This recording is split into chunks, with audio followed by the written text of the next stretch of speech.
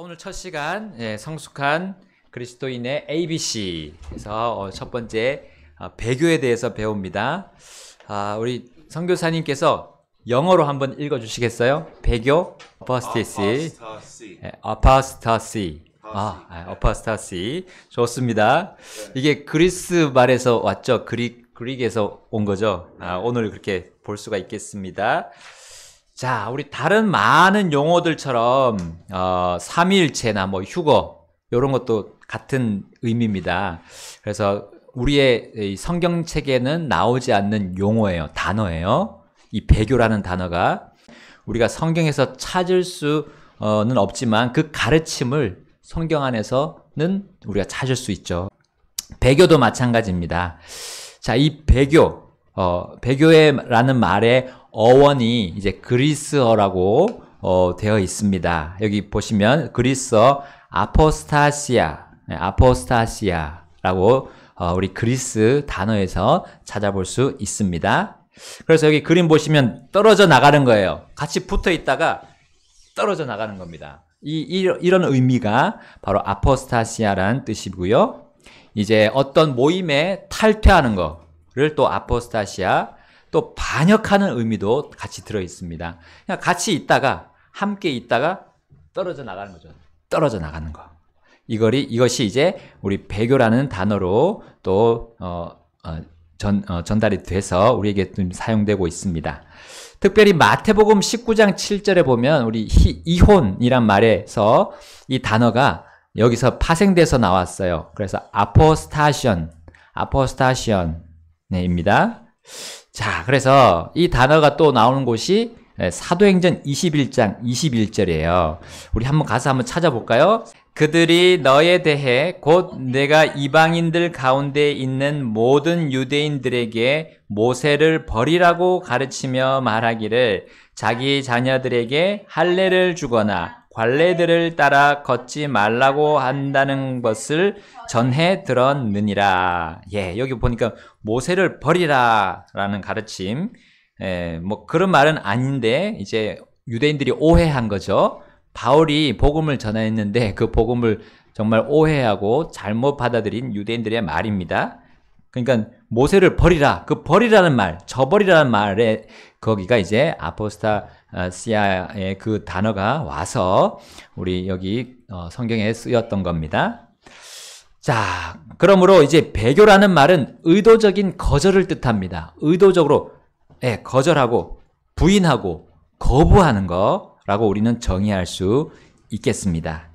자, 이번 과에서는 배교와 또 배교자, 배교하는 사람 라는 그 단어들을 이 믿음에서 떠나는 행동으로 우리는 가리키는 것을 이제 배우게 될 것입니다. 이 부정적인 의미죠. 아주.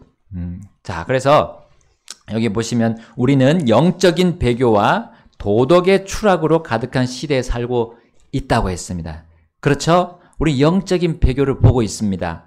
하나님의 말씀에서 떠나는 그런 기독교계를 우리는 볼 수 있어요. 특별히 성경에 디모데후서 4장 10절에 보시면 그 배교의 어떤 하나의 모형이 나옵니다. 디모데후서 4장 10절에 세상을 사랑해서 바울을 버리고, 여기도 버리는 거 나오죠. forsake, 버리고 간 데마에 대해서 우리는 볼 수가 있습니다. 그리고 우리 도덕적 추락은 어떻습니까? 이 사회에서 일어나는 도덕적인 추락들, 무너지는 거, 도덕적으로 무너지는 거. 어떤 부분이 있을까요? 우리 가정 안에서, 우리나라, 특별히 법적으로 이 무너진 것이 하나 있습니다. 간통죄 폐지. 간통죄 폐지. 그거로 인해서 어떤 일이 벌어졌습니까? 여러 가지 외도하고 불륜하는 일들이 벌어졌습니다. 그래서 가정이 깨지고 이혼이 증가하고 하는 이 모든 일들이 이 간통죄 폐지와 함께 더욱더 만연하게 되었습니다. 이러한 시대에 우리가 살고 있기 때문에 우리는 하나님께서 이 가르쳐 주시는 배교에 대해서 우리는 배우고 그 배교의 위험을 잘 알고 우리 살아가는 것이 중요하다라는 거죠.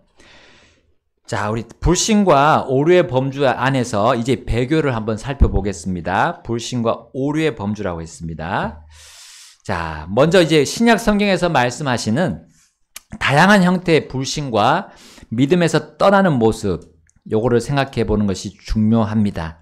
자, 이들 중에서 어떤 것들은 구원받은 사람에게도 적용되고 또 어떤 면에서는 불신자에게도 관해서도 일어나는 일입니다. 자, 첫 번째 우리 불신에 대한 부분입니다. 이제 믿지 않는 것, 믿지 않는 것. 또 제가 한 개 더 붙여서 없는 믿음이라고 했습니다. 그래서 여기 쭉 이제 나오는 것인 거 보면 저렇게 붙인 이유를 아시게 될 겁니다. 불신, 믿지 아니함. 자, 우리 첫 번째 여기 로마서를 한번 읽어보라고 했습니다. 로마서 4장 18절부터 21절. 좀 길긴 한데요. 제가 먼저 읽어보겠습니다. 읽고 우리 20절, 21절 같이 읽겠습니다. 그는 소망할 수 없는 중에 소망하며 믿었으니 이것은 내 씨가 이와 같으리라 하신 말씀에 따라 그가 많은 민족들의 조상이 되려 함이라. 그가 100세가량 되었을 때에도 믿음이 약해지지 아니하여 자기 몸을 이제 죽은 것으로 여기지 않았고 또 사라의 태를 죽은 것으로 여기지 않았느니라. 우리 함께 20절 읽겠습니다. 그가 불신을 통해 하나님의 약속에 대해 흔들리지 아니하였고 오히려 믿음 안에서 강하게 되어 하나님께 영광을 돌리며 그분께서 약속하신 그것을 그분께서 또한 행하실 수 있다는 것을 온전히 확신하였느니라. 아멘. 자, 여기 20절에 의하면 믿음이 없음의 반대가 나오죠. 그 믿음, 믿는 것, 그 믿음 안에서 오히려 어떻게 된다고 했죠? 강하게 돼요. 거기 빈 칸에다가 여러분 쓰시면 됩니다. 강하게 되는 것입니다. 자, 믿지 아니함은 배교로 나아가게 되고 믿는 것은 그를 믿음 안에서 강하게 만드신 것이다 했어요. 자, 두 번째 마태복음 13장 54절 58절을 읽고 자, 58절에 의하면 이제 하나님의 강력한 무엇을 제한하는 것이 이 믿지 않는 것이다. 불신이다 라는 거죠. 58절 우리 함께 읽어볼까요? 마태복음 13장 58절. 자, 시작. 또 그분께서 그들의 불신으로 인해 거기서 많은 강력한 일들을 행하지 아니하시더라. 강력한 일들이죠. 일들을 행하지 않으셨어요. 왜냐하면 불신 때문에. 자, 또 우리 세 번째 넘어가세요. 페이지 2페이지입니다. 2페이지 넘어가세요. 사도행전 16장 31절에 의하면 불신자는 구원받기 위해 주 예수 그리스도를 어떻게 해야 되죠? 믿어야 합니다. 믿으라 했어요. 믿어야만 합니다. 그래서 불신자에게 아무리 믿음 말고 다른 거를 우리가 얘기할 수 없어요. 그가 예수 그리스도를 다른 식으로 어떻게 받아들일 수 없습니다. 믿어야 하는 거죠. 자, 네 번째 요한복음 8장 24절에 의하면 자, 잃어버린 자의 불신은 그가 그의 어떤 결과를 낳는 거죠? 그 불신은 죄들 가운데서 죽는 것입니다. 죄들 가운데서 죽는 것이라 했어요. 죄들 가운데서 죽는 것을 의미합니다. 그러니까 이 불신이 얼마나 큰 폐해를 주는지, 우리 사람에게 피해를 주는지를 알아야 된다는 거죠. 자, 다섯 번째로 요한계시록 21장 8절 21장 8절에 의하면 자, 우리 함께 21장 8절 읽어볼까요? 시작. 그러나 두려워하는 자들과 믿지 않는 자들과 가증한 자들과 살인자들과 호색꾼들과 마술사들과 우상숭배자들과 모든 거짓말쟁이들은 불과 유황으로 타는 호수에서 자기 몫을 받으리니 이것이 둘째 사망이라. 아멘. 자, 이것이 불신의 결과입니다. 끔찍한 결과가 됩니다. 자, 여섯 번째로 마가복음 16장 14절에 의하면, 자, 그리스도인의 마음 속에 불신이 있을 수 있습니까? 라고 질문하고 있죠. 자, 그리스도인. 여기 제자들은 그리스도인이었죠? 예, 예수님을 따르는 그리스도인이었어요. 자, 근데 여기 보세요. 11 제자가 음식 앞에 앉았을 때, 자, 예수님께서 그들에게 나타나셨죠? 자, 근데 그들의 마음속에 있는 불신, 그리고 강팍함을 꾸짖으셨어요. 자, 그분께서 일어나신 후에 그분을 본 자들의 말을 그들이 믿지 아니하였다 했어요. 자, 그리스도인, 또 불신이 있을 수 있습니까? 예. 불신이 있을 수 있죠. 믿지 아니함이 있을 수 있습니다. 자, 히브리서 이제 3장으로 가보겠습니다. 히브리서 3장 12절, 13절. 형제들아, 너희 중에 어느 누구라도 불신의 악한 마음이 있어 살아계신 하나님으로부터 떠나지 않도록 주의하라. 오직 너희 중에 어느 누구도 죄의 속임수를 통해 강팍하게 되지 않도록 오늘이라 불리는 동안 날마다 서로 권면하라. 아멘. 자, 첫 번째 질문 보겠습니다. 이 말씀은 누구에게 주어졌습니까? 예, 형제들이죠. 자, 형제들, 이 히브리 그리스도인 형제들입니다. 히브리 그리스도인이죠. 자, 불신. 자, 두 번째, 불신은 살아계신 하나님을 어떻게 하는 거죠? 예, 불신은 하나님으로부터 떠나게, 살아계신 하나님으로부터 떠나게 합니다. 떠나게. 히브리서 11장 6절과 비교해 보십시오 했습니다. 히브리서 11장 6절. 자, 여기 보시면 그러나 믿음 없이는 그분을 기쁘시게 하는 것이 불가능하니 이는 그분께 나아가는 자는 반드시 그분께서 계시는 것과 또 그분께서 부지런히 자신을 찾는 자들에게 보상해 주시는 분이심을 믿어야 하기 때문이라 했습니다. 자, 그래서 이 말씀에 의하면 불신은 하나님을 떠나게 하는 거고 믿음은 하나님께로 나오게 하는 거다라는 거죠. 완전히 반대의 결과와 과정을 우리는 볼 수 있습니다.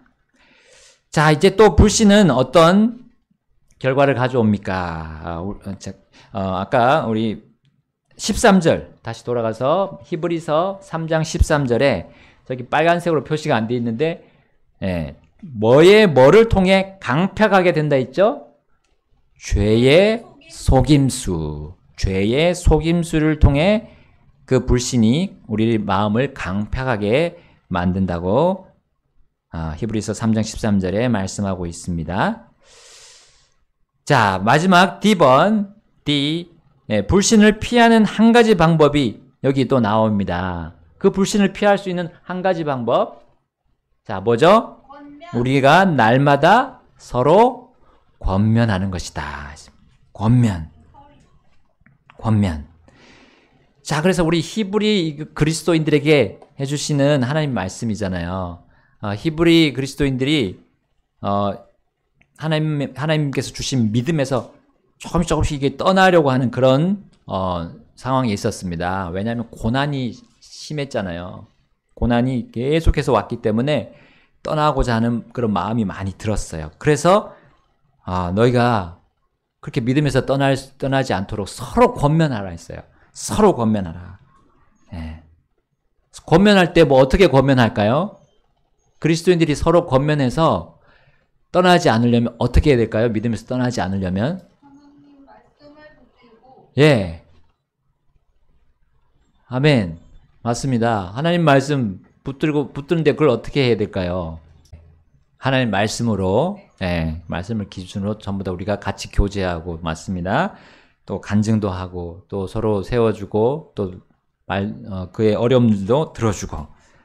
예, 맞습니다. 그래서 우리가 이 교회 같이 또 모여서 이 하나님의 말씀 공부를 또 같이 하는 겁니다.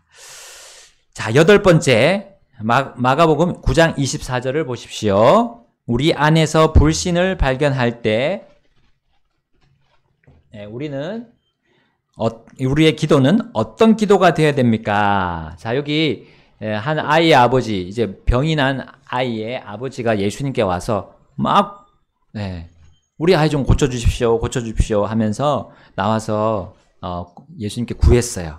자, 그때 그가 이렇게 말합니다. 주여, 내가 믿나이다. 주께서 나의 불신을 도와주소서 했습니다. 예수님이 너가 믿을 수 있다면 그 믿음이 너의 아이를 낫게 할 것이다 라고 그 앞에 23절에 말씀하고 있는데, 그가 불신의 마음이 있었던 거예요. 그래서 예수님의 그 믿어야 된다는 그 말씀을 듣고 구함을, 자신의 기도를 이렇게 표현했습니다. 우리가 불신이 발견될 때 우리는 나의 불신을 도와달라고 기도해야 됩니다. 불신을 바꿔서 믿을 수 있도록, 내가 하나님의 말씀을 받아들이고 믿을 수 있도록 기도해야 된다는 거죠. 그래서 우리 그대로 주여 나의 불신을 도와주소서. 자, 이제 우리 불신, 믿지 아니하는 것에 대해서 봤고요. 이제 의심에 대해서 보겠습니다. 의심, 이거는 적은 믿음이라고 표현할 수가 있습니다. 자, 적은 믿음. 마태복음 14장 25절에서 31절에 의하면, 우리 여기 쭉 나오는데요. 이 말씀 안에서 우리가 보겠습니다. 성경을 또 찾으셔도 되고요. 자, 첫 번째, 베드로는 주님께 순종을 했습니까? 이제 베드로가 예수님께서 그 바다 위로 물 위를 걸어오실 때 그것을 보고 예수님의 말씀을 들었어요. 너가 와라. 베드로가 부탁을 했죠. 내가 예수님께로 갈 수 있습니까? 했을 때 예수님께서 오라고 했어요. 그래서 28절에 보시게 되면 물 위로 오라 하소서 했는데 예수님이 그분께서 오라 하시더라. 이에 베드로가 배에서 내려 예수님께 가려고 물 위로 걸어가더라 했어요. 자, 물 위로 걸어가더라 했어요. 그러니까 베드로가 주님께 순종을 했나요? 베드로가 주님께 순종을 했습니까? 예, 맞습니다. 순종했고요. 걸어가고 있었어요. 자, 그런데 우리 마태복음 14장 29절, 30절 보시면 물 위로 걸어갔어요. 근데 그때는 물 위를 걸을 수가 있었는데, 자, 29절, 30절. 그러나 그가 바람이 사나운 것을 보고 두려워하여 가라앉기 시작하자 그가 소리질러 이르되 주여 나를 구원하소서 하더라 했습니다. 자, 그러니까 처음에는 순종했지만 가다가 보니까 순종을 하지 못했어요. 계속 가면 되는데. 자, 예수님은 베드로가 어떤 믿음을 가지고 있다고 이제 말씀하셨습니까? 31절에 너 믿음이 적은 자예요. 적은 자여 했어요. 자, 베드로가 그의 시선을 주님께 고정하지 못하게 한 그것이 무엇이었습니까? 30절 우리 함께 읽어보겠습니다. 그러나 그가 바람이 사나운 것을 보고 두려워하여 가라앉기 시작하자 그가 소리질러 이르되 주여 나를 구원하소서 하더라. 아멘. 자, 사나운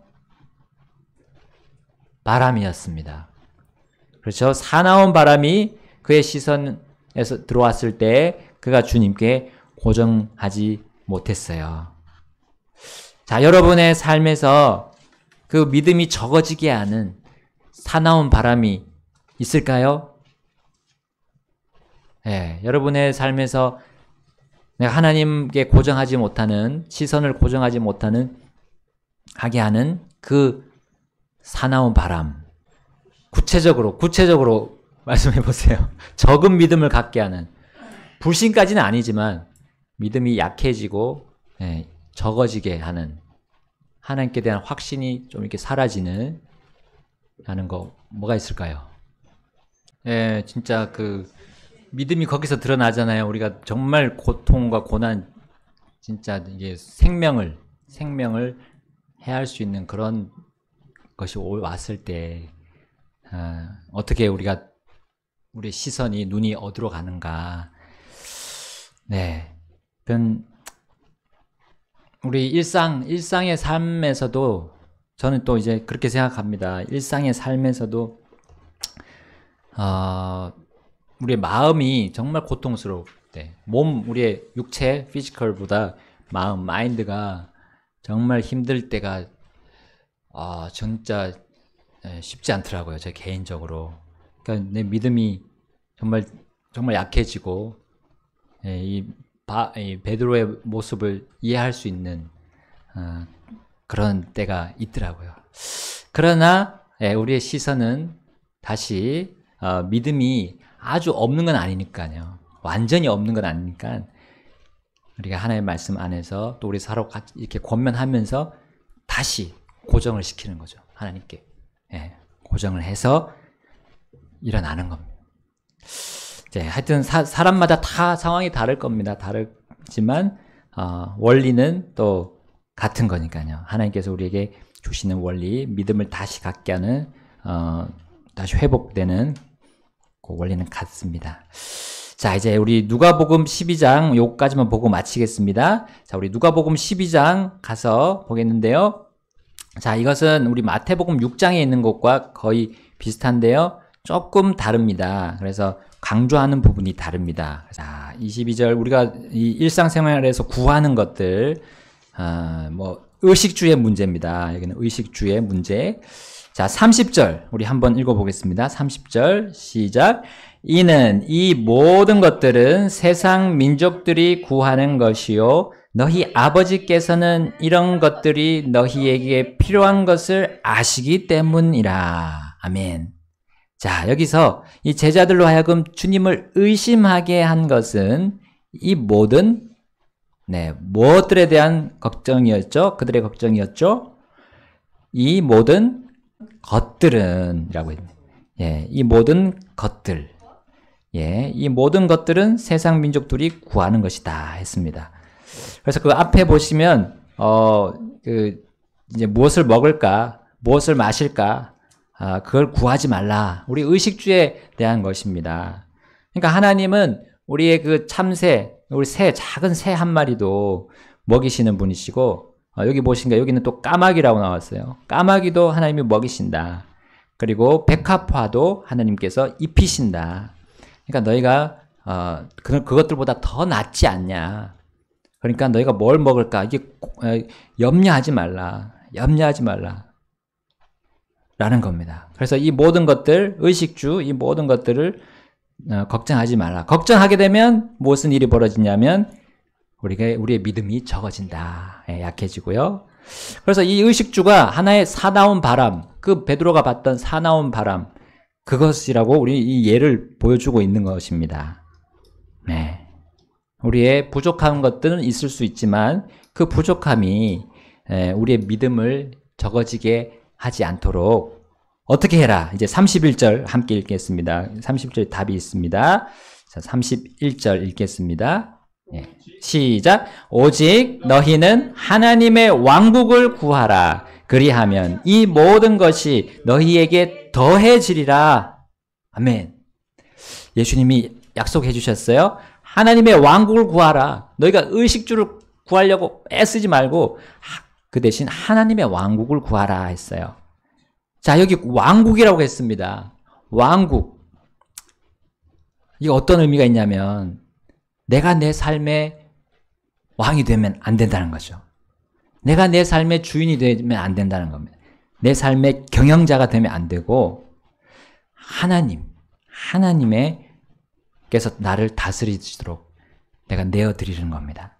하나님께서 내 인생의 주인이 되시고 경영자가 되시도록 그리고 우리 수요일에 계속 보고 있는 주권자가 내가 아니라 하나님이 되셔야 우리의 믿음이 적어지지 않습니다. 우리의 믿음이 유지되고 또 더 증대될 수가 있겠습니다. 자, 우리 우선순위, 특별히 여기는 이제 중심이라고 되어 있습니다. 왕, 내 인생의 중심이 하나님이셔야 되는데 마태복음 6장에는 우선순위입니다. 우선순위. 그래서 거기는 첫째로 먼저 하나님의 왕국과 그분의 의를 구하라 했어요. 그러니까 우리의 우선순위와 중심이 이제 같이 가는 거죠. 같은 그 두 개가 결국 하나만 되는 것이 아니라 중심과 우선순위가 같이 가는 거예요. 그러니까 내 인생의 모든 것이 주님의 것이다 라고 우리가 인정하고 살게 되면 우리가 그 사나운 바람조차도 보이지 않고 우리 예수님만 쳐다보고 갈 수 있습니다.